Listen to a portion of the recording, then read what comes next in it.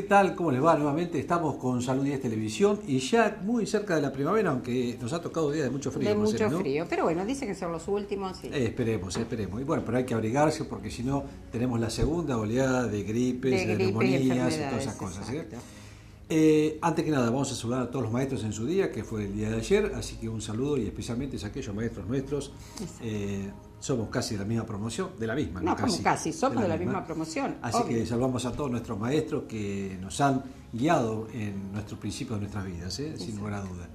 Bueno, tenemos un programa muy interesante, bien. Marcela. Hablamos con la directora, una de los directores que tiene el hospital, la directora administrativa, que es Andrea Añorga, del Hospital Pintos, y ella nos explica un poco cómo se encontró el hospital en esta nueva gestión y cómo está tratando de salir el Hospital Pintos, que es el principal efector para nuestra ciudad, fundamentalmente adelante en todo aquello, porque, como bien sabés, es el lugar donde llegan todas las urgencias, todos los traumas, todos los accidentes, y el que está siempre tiene que estar siempre dispuesto a atender a toda la gente. Exacto. Y bueno, cómo se está trabajando. Lamentablemente por ahí no hablamos en la nota de algo que es muy importante, de las agresiones que existen hoy por hoy a los enfermeros, a los médicos y al personal del hospital, que realmente ellos están haciendo una labor muy destacada para poder salvar vidas, para poder curar enfermedades, y que venga gente realmente a agredir al personal de salud realmente es totalmente perder tiempo en atención o en tratar de disuadir al que viene enojado, al que viene con el conflicto, cuando en sí no es la función del hospital. Exacto. Pero bueno,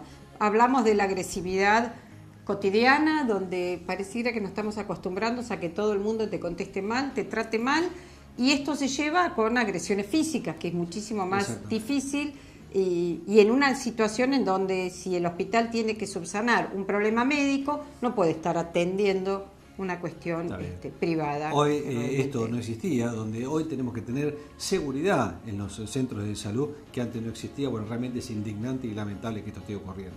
Pero Marcela, bueno, hablamos de educación, esto forma parte de nuestra educación como ciudadanos. El tema que pidieron cuando hicimos esta consulta pública de que queríamos saber qué temas les interesaban, pidieron menopausia y aumento de peso. Así que bueno, algo hemos charlado, solo lo que concierne a lo mío. Obviamente no hablé desde la patología o desde el estado fisiológico, que en sí no es una patología, un estado. Yo hablé de lo nutricional únicamente. Y le hicimos una segunda nota al doctor Diego Ascona sobre patología de los miembros inferiores, pero ahora desde el punto de vista arterial. Así que muy interesante, y hay un factor común en muchas de las enfermedades que vemos, que es el cigarrillo, ¿no? Y acá también, por supuesto.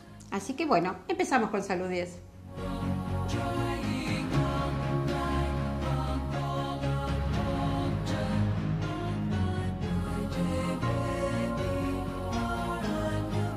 Nos encontramos con la doctora Andrea Añorga. Ella es especialista en neumonología y en terapia intensiva, pero hoy la hemos convocado como otro título que tiene, o otro cargo en este caso, que es como directora administrativa del Hospital Pintos.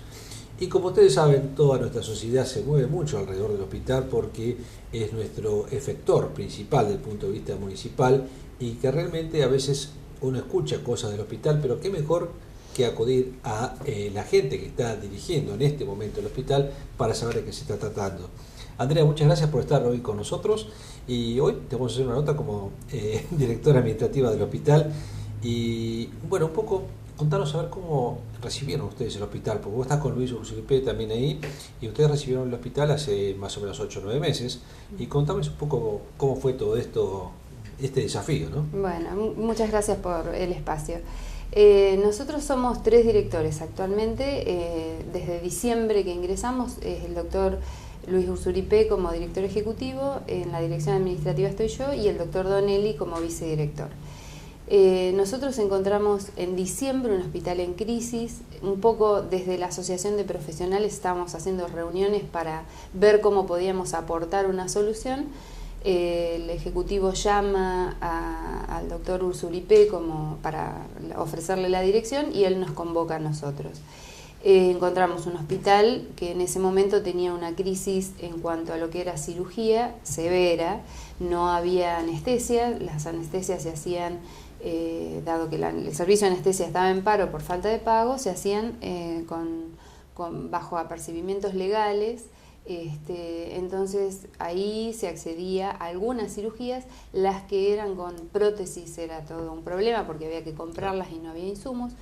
Y si bien el hospital en general, salvo cirugía estaba en paro, el resto del hospital no, pero al no haber insumos estaba funcionando a media máquina.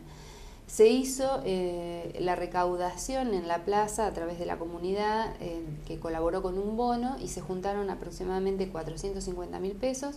A partir de ahí nosotros el primer semestre, digamos hace 9 meses que estamos, desde enero hasta marzo lo que hicimos fue administrar ese dinero comprando las cosas más urgentes. Lo básico, claro. Que o sea, el dinero lo tenía la cooperadora y nosotros le íbamos pidiendo a través de los proveedores hospitalarios, nunca compramos fuera de lo que habitualmente se compra, pero por vía directa en pago con ese dinero, prótesis de accidentados, de gente fracturada y insumos desde lo más básico, por ejemplo limpieza, lavandina, ni hablar de desinfectantes que usamos ahora, no teníamos en ese momento, toallitas para secarse las manos, no teníamos sábanas, así que la gente tenía que llevarse sus sábanas. Obviamente faltaba. Faltaban desde lo más básico hasta, bueno, a veces jeringa, a veces agujas. Sí. Recibimos un montón de donaciones de laboratorios. Bueno, no pudimos gestionar nada en ese trimestre, simplemente lo único que hicimos fue administrar ese dinero para ir salvando las situaciones de superurgencia. Después vino una segunda parte donde ya empezaron a ver, no había un aporte fluido, digamos, de compra de los proveedores, pero sí que nos estaban dando un poco de oxígeno con compras pequeñas desde el municipio, y ahí si algún proveedor accedía a vender con un cheque que le diera el municipio, empezamos a adquirir siempre lo más importante. Con donaciones, con compras del municipio, y ahora que se están empezando a pagar algunas deudas, nosotros ya no tenemos que solucionar esos temas y hemos empezado con algunas gestiones en otros temas. Es difícil es empezar una gestión con un déficit tan importante en algo que no es una infraestructura, un asfalto, algo por el estilo, sino que es la salud de la población, ¿no? Exacto. Pues es que el otro día, discúlpame, hicimos una nota a la gente de cirugía cardiovascular y también estaban muy preocupados porque ellos habían hecho muchas donaciones anteriormente y cuando fueron a hacer una revisión de todas las cosas que tenían, veían que las cosas que habían donado estaban hasta desaparecido, puertas, ventanas, esas cosas, ¿no? Ese sector no está en uso y al no estar en uso no se supervisa, teóricamente está cerrado. Bueno, sí ha habido algunas roturas. De todas maneras, como no hay miras aún de tener un equipo de cirugía cardiovascular, lo que se va a hacer en la obra que falta terminar es destinar la sala a internación clínica. Claro. Que hay mucha demanda también, ¿verdad? Nosotros sí, desde la parte edilicia tenemos pensado seguir con el plan director, avanzar hasta donde se pueda. Lo que nos han prometido ahora es la guardia externa y el shock room con un diseño un poquito reformado por nosotros según los médicos que trabajamos ahí, que vemos cómo tiene que ser la circulación interna, que nos va a dar más seguridad a nosotros, más protección al paciente para llegar más rápido a todos lados y un acceso bastante fácil. Eso sería en la esquina del hospital. Sí. Y nos daría más amplitud para consultorios en la parte que ahora se está usando para guardia. Eso desde lo edilicio y la vereda, que es lo próximo que se va a hacer. Después, el plan director, ya hay un plan del hospital terminado donde hay un montón de cosas más que se seguirá avanzando en otro que ya hace más años adelante. Que se empezó el plan director, hace años que se ha empezado, sí. Desarrollando lentamente. Lo que hay que ver siempre es, en consenso con los médicos, cómo desarrollar la parte edilicia, porque las necesidades van cambiando y a veces hay que hacer algunas modificaciones. Pero bueno, eso le va a ayudar al hospital a tener un área muy buena en lo que es emergencia, porque Azul, lo que es emergentología, lo tiene la parte estatal muy desarrollada. Sí. Nosotros estamos muy contentos con todo el equipo de médicos de guardia externa, cómo manejan la urgencia, ya sea en ruta, en calle o en la guardia misma. Te diría que casi el único efector en la ciudad que maneja la urgencia a nivel vial de todos lados, ¿no? Sí, salvo las rutas nacionales, nosotros tenemos todo, incluso lo que es niños, está a cargo nuestro. Y los chicos están muy entrenados. Lamentablemente siempre tenemos que salir a explicar quejas de que por ahí la ambulancia demora y demás.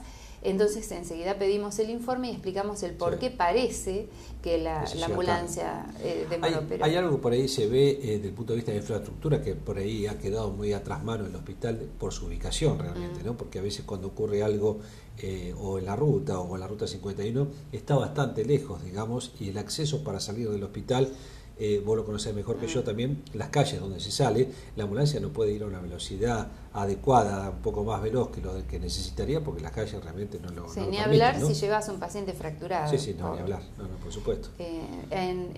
Hay ciudades, en otras ciudades europeas y demás, la tendencia es poner los hospitales en rutas.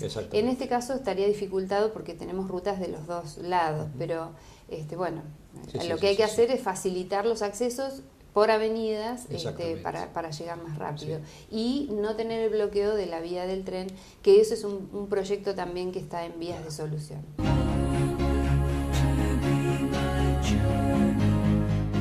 El hospital se usa muchísimo en Azul, realmente y se usa mucho en urgencias porque tenemos los mal llamados centros periféricos, ¿no es cierto? Que hay unos cuantos en Azul, pero que eso trata de frenar un poco la demanda primaria, pero el tema de emergencia realmente muchísima gente acude al hospital y fundamentalmente los fines de semana. Esto es algo que se ve frecuentemente, ¿no?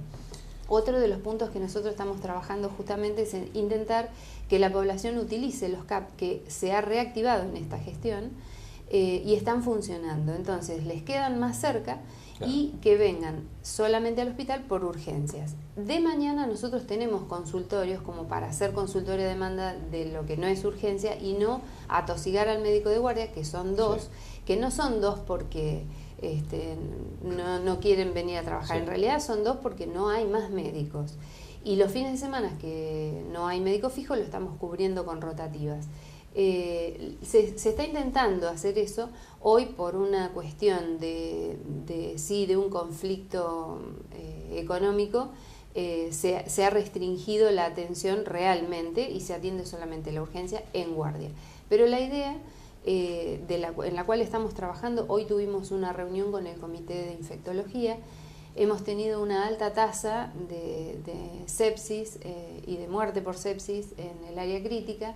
Entonces, nosotros los datos los pasamos al Ministerio, el Ministerio nos pidió que actuemos, nos estamos juntando con el Comité de Infecciones y las medidas que vamos a tomar próximamente va a ser restringir estrictamente el ingreso de la visita a la terapia intensiva y extremar el lavado de manos y ciertas cosas que tenemos que hacer para bajar ese tipo de infecciones. Eso también lo tiene que entender la gente, que la unidad de terapia intensiva no es un lugar de visitas. Un paseo, no es un paseo. Si el paciente está dormido, está intubado y está grave, el paciente no puede recibir visita porque no los va a ver.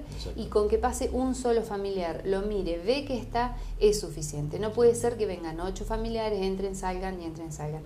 Es difícil que la gente lo entienda y uno lo que pretende, y que muchas veces le decimos a la gente que nos ayuden, porque el familiar que está con una hemorragia cerebral, que habla, va a recibir a los 8 o 10 familiares que entren, pero cuando se van les agarra más dolor de cabeza, vomitan, les sube la presión, eso lo vemos nosotros.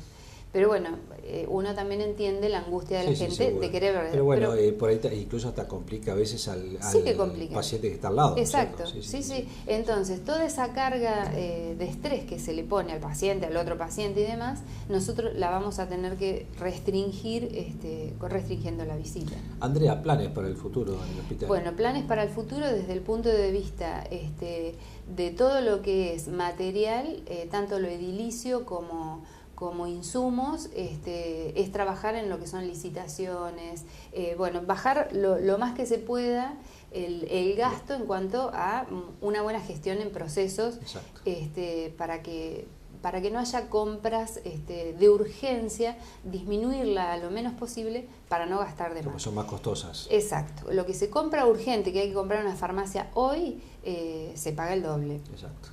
Después, con respecto al personal, que nosotros tuvimos un montón de reuniones en enero, en febrero, como para hablar, con todos los servicios hemos hablado, desde cocina, vigilancia, los médicos, todo el mundo. Lo que nosotros queremos es incentivarlos para que nuevamente tengan ganas de ir a trabajar y bueno, y que los escuchamos en todas las ideas que tengan y que aporten. Nosotros somos participativos, estamos de lunes a viernes todas las mañanas, recibimos a todos, somos tres, así que salimos de la dirección, no estamos los tres juntos, nos vamos dividiendo y vamos a diferentes lugares. Y tenemos una muy buena llegada, tenemos buena respuesta con todos los sectores del hospital.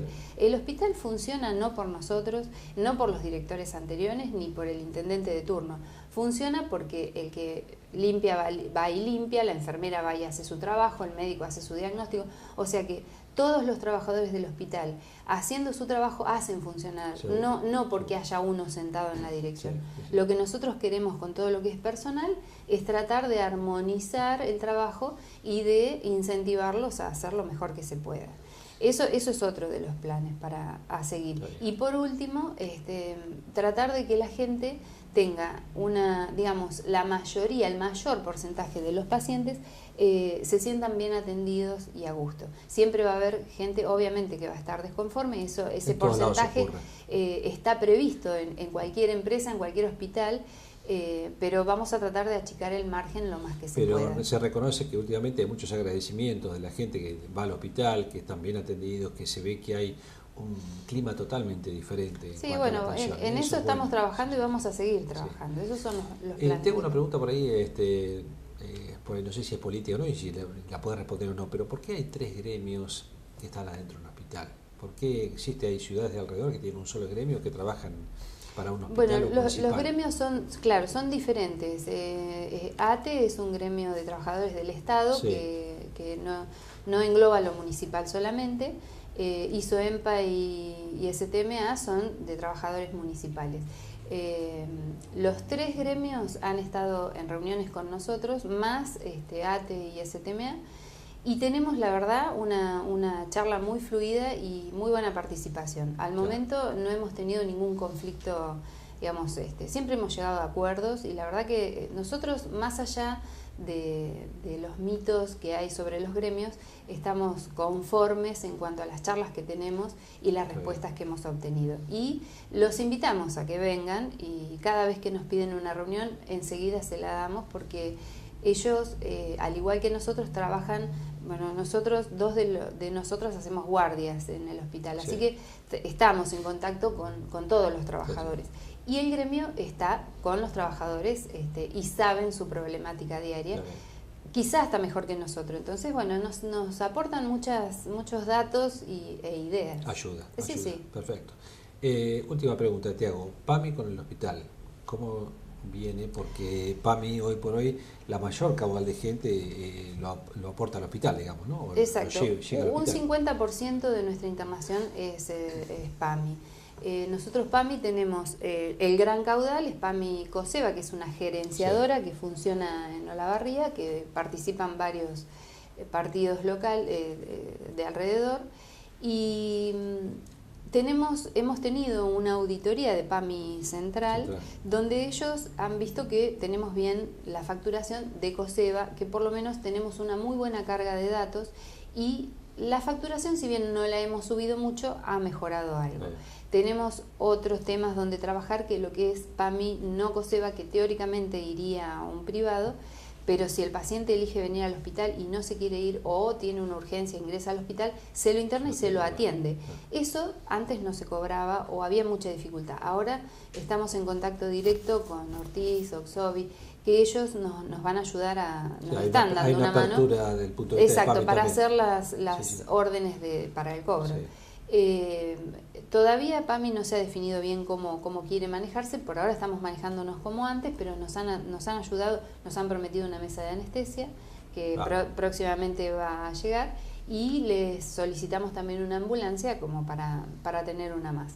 Tenemos, digamos, con PAMI esos proyectos, levemente aumentar la facturación, aumentamos la facturación de obras sociales. En lo poco que hemos podido trabajar, la facturación de obras sociales se ha duplicado prácticamente. Antes se perdía mucho eso.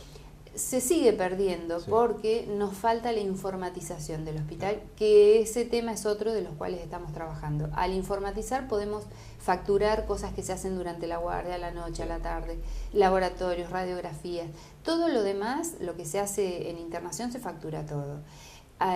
Nos falta el sistema, la red y el sistema para...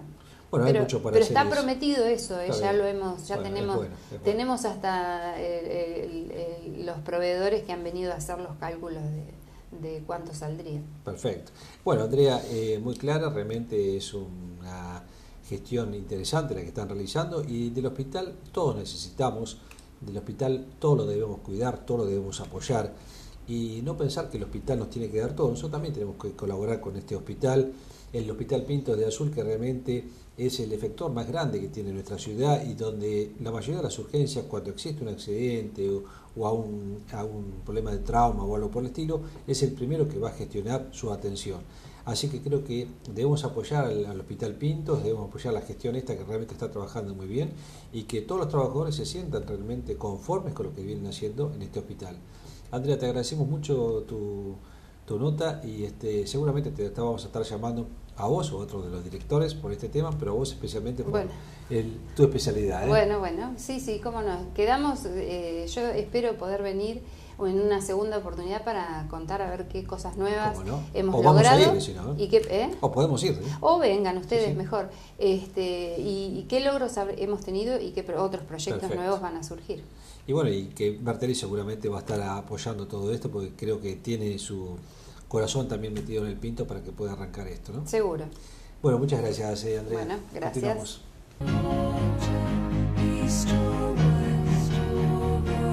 Hace unos programas atrás hablamos con el doctor Diego Ascona sobre patología venosa de miembros inferiores, y ahora lo hemos vuelto a llamar porque había quedado pendiente una nota sobre patología arterial de los miembros inferiores.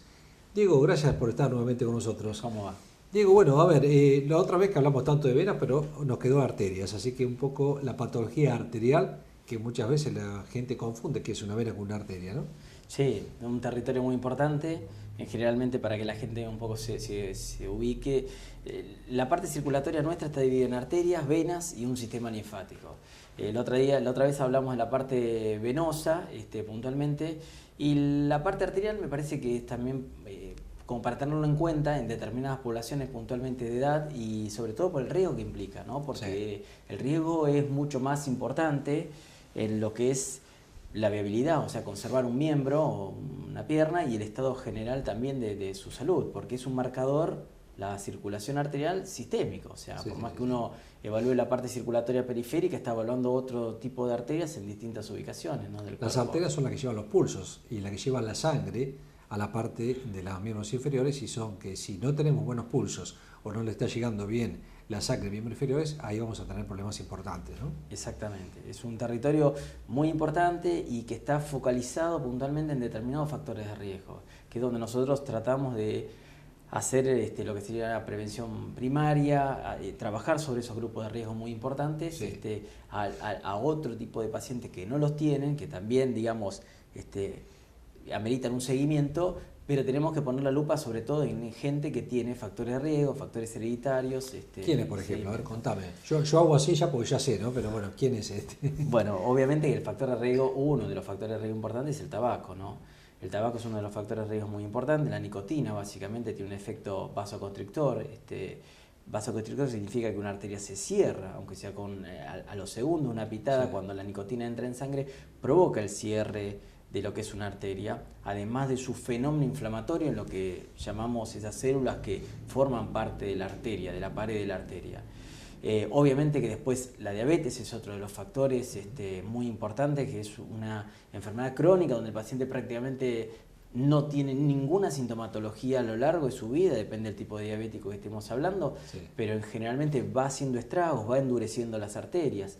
El colesterol alto es otro de los factores de riesgo que genera un depósito permanente asintomático hasta que termina enfermedades silenciosas, ¿no? Totalmente, la combinación nefasta de estos tres factores potenciales. Hablamos de factores de riesgo potenciales que llevan un poco a tratar. Son factores de riesgo que pueden ser modificables, ¿no? Sí, O sea, totalmente. La edad no la podemos modificar, pero esto sí. Seguro, a eso voy. A ver, ¿qué consejo le daríamos a la gente para evitar este tipo de patologías? Por supuesto, no fumar sería el número uno, pero para evitar un poco que llegamos a tener esto, un diabético, ¿cómo hacemos para evitar que tenga lo que ya vas a hablar, un pie diabético o sus problemas circulatorios arteriales, ¿no? Sí, yo creo que nosotros siempre el paciente arranca con su antecedente hereditario o antecedente familiar. Siempre el paciente sabe que mi papá le pasó tal cosa, mi abuelo le pasó tal otra, y la enfermedad arterial tiene una impronta bastante importante en la familia, y ya el paciente de por sí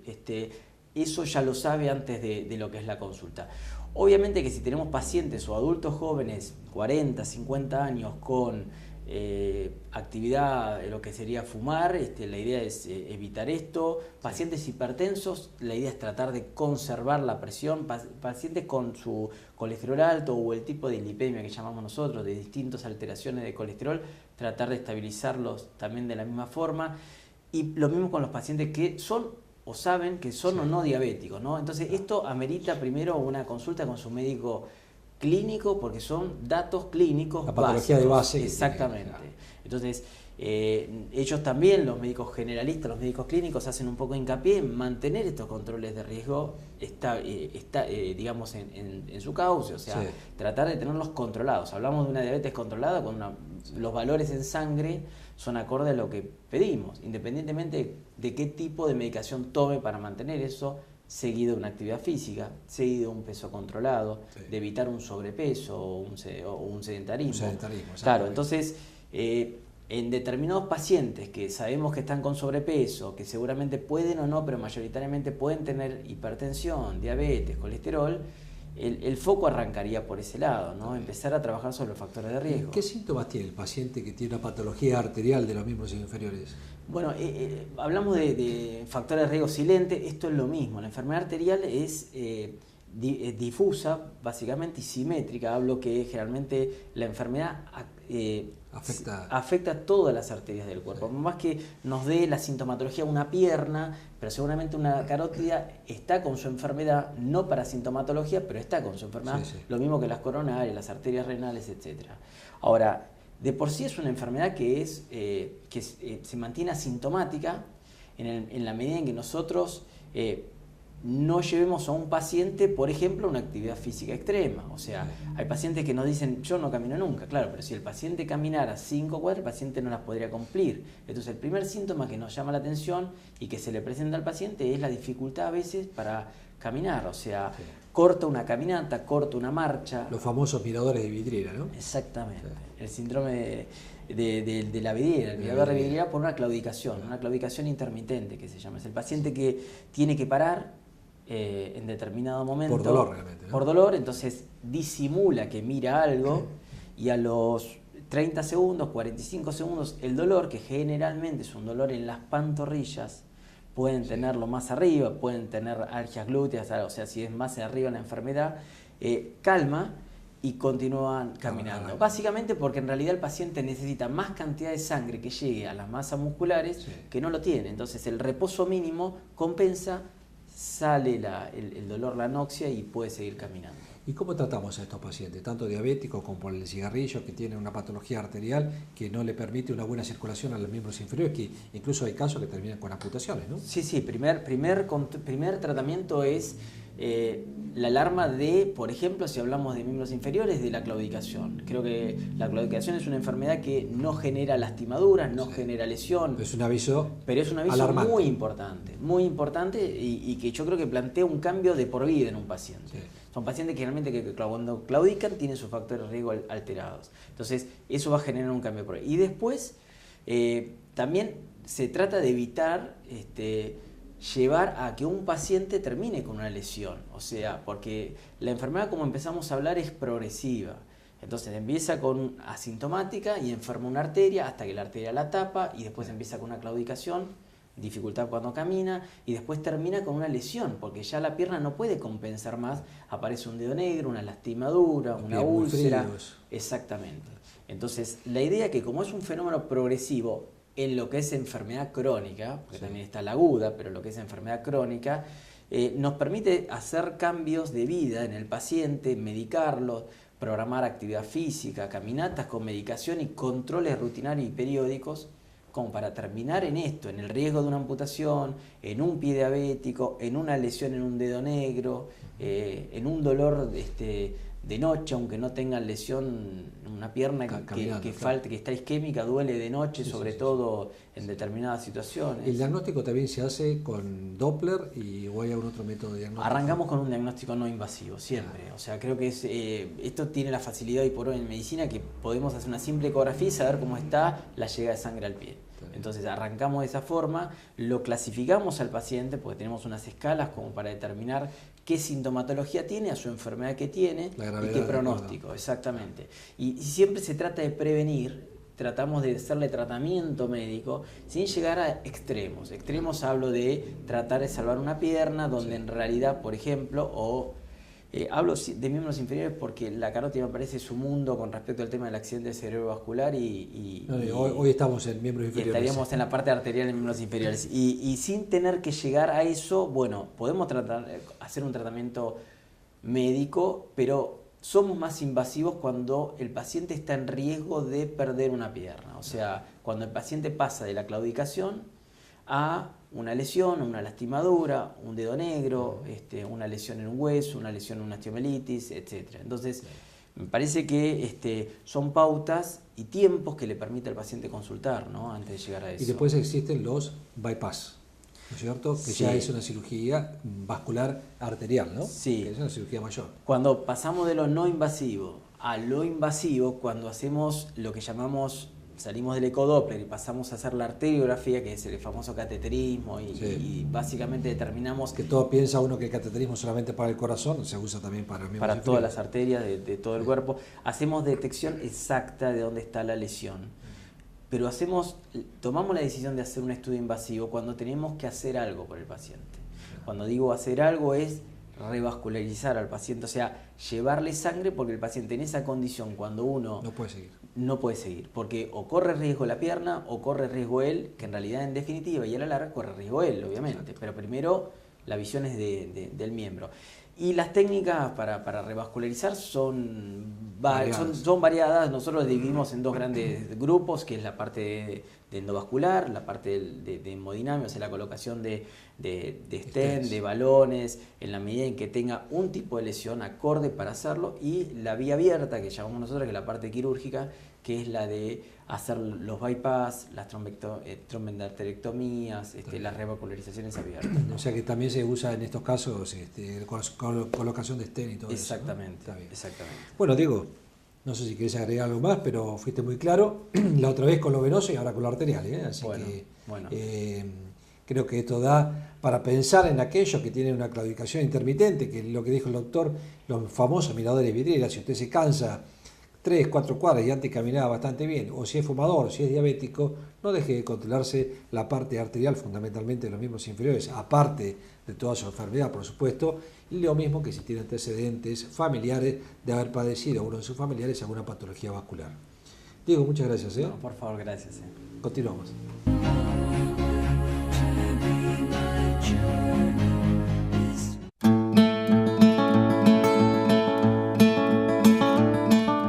El tema de hoy, como habíamos anunciado, y que es un tema que nos pidieron cuando pedíamos en las redes que nos dieran temas para elegir, para poder tratar, el tema de la menopausia y el aumento de peso. ¿Qué sucede en la menopausia? Si bien solo me voy a dedicar a lo que es el aumento de peso, porque la parte médica lo tomaremos en algún momento con algún ginecólogo, la idea es pensar que en el proceso de la menopausia se provocan alteraciones, principalmente hormonales, algunas de las que puedo llegar a nombrar yo en mi especialidad, que provocan alteraciones en los depósitos de grasa. Durante las distintas décadas en donde vamos teniendo el periodo menstrual y toda la funcionalidad, el periodo fértil y toda la cuestión de las hormonas, hace que el consumo calórico, el gasto y la distribución grasa esté más o menos armónicamente compensado. ¿Qué sucede cuando aparecen los primeros síntomas de la menopausia, habitualmente después de los 50 años? En esta década se provocan gran cantidad de cambios Y la persona no solamente le echa la culpa de la menopausia, aumento de peso, sino que cambian muchas cuestiones. La intensidad con que se realizan las cosas.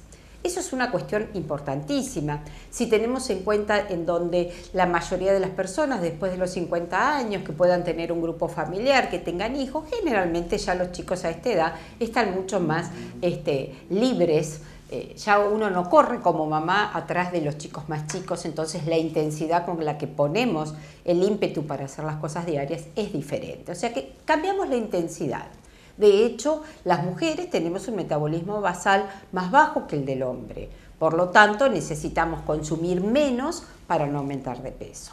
Y por supuesto que nuestra función estrogénica, donde en la menopausia se provoca esta disminución, los estrógenos tienen mucho que ver con estos depósitos de grasa en el cuerpo, tienen mucho que ver con el poder de saciedad, el centro de saciedad que está estimulado o no por este grupo, por estas hormonas, la leptina, todas estas hormonas, y tienen que ver con el aumento de peso.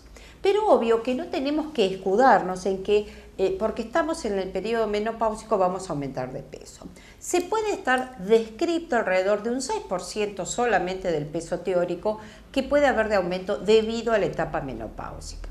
El resto depende mucho de que hacemos menos actividad física, con menor intensidad con todo lo que encaremos y de pronto hay un mayor consumo calórico.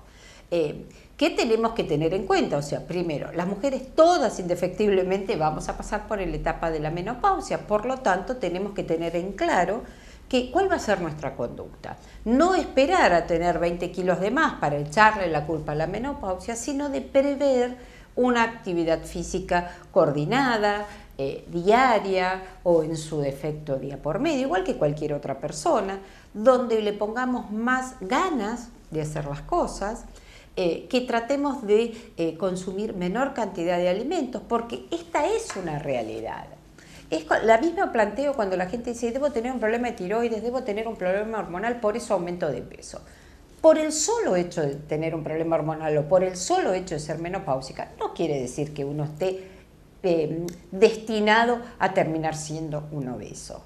Que sí hay factores que pueden coadyuvar a tener un aumento de peso, sí, pero también va a depender del consumo y del gasto. Puedo, ya les digo, tener unos kilos de más, pero no todo el sobrepeso o la obesidad son responsables de estar por el hecho de estar en la menopausia.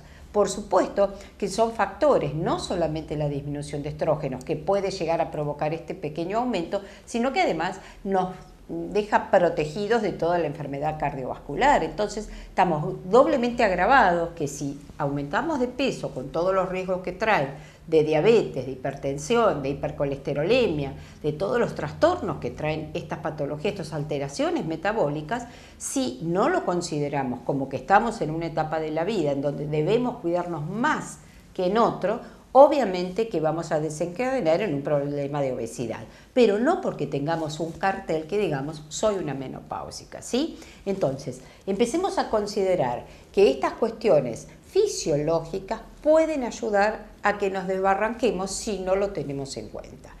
Podemos estar delgados, podemos tener bien la piel, podemos estar de buen humor, podemos estar gánicas, sí, aunque estemos menopáusicas. Pero lo importante es no escudarnos en esta actitud y quedarnos como que es porque estoy menopáusica y entonces no hacemos nada por esta cuestión.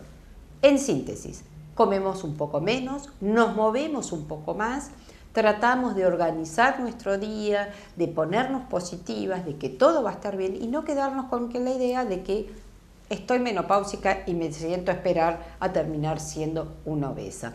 Consideremos además que generalmente en esta etapa de la vida estamos como más tranquilos y la actitud es mucho más relajada por el trajín de la vida laboral, familiar y demás. Entonces, pongámosle más ganas, proyectemos esta de la actividad física diariamente, una caminata o hagámosla a la laboral, como siempre les digo, lo charlamos en el programa anterior, dejo el auto más lejos, trato de moverme más, subo y bajo escaleras. Me mantengo más activo para no llegar a tener el escudo de que porque soy una menopáusica voy a aumentar de peso. Se puede vivir bien siendo menopáusica y sin aumento de peso. Seguimos en Salud 10.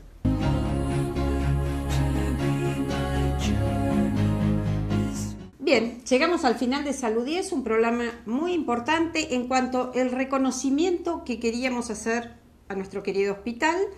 Siempre defendemos lo que es de todos, lo hemos hecho con el Hospital de Niños, en esta oportunidad conociendo desde el lado de uno de los profesionales que hace mucho, mueve mucho, que forma parte del staff de los médicos y que realmente nos contó cuál es la situación. Y además la magia que se debe hacer con el tema administrativo de este hospital, que estaba en una crisis muy muy profunda y que bueno, tiene que atender a la mayoría de la población, ¿no? Así que bueno, la doctora Andrea Niorga nos explicó un poco de cuáles son lo que se realizó hasta ahora y cuáles son los planes futuros a realizar en el Hospital Municipal Pintos de nuestra ciudad. Y que ciudad. Inclusive nos dijo que se comprometía a venir en 3 o 6 meses a contarnos todo esto que tenían proyectado, cómo ir avanzando. Y creo que tiene el programa para poder hacerlo. Sin duda.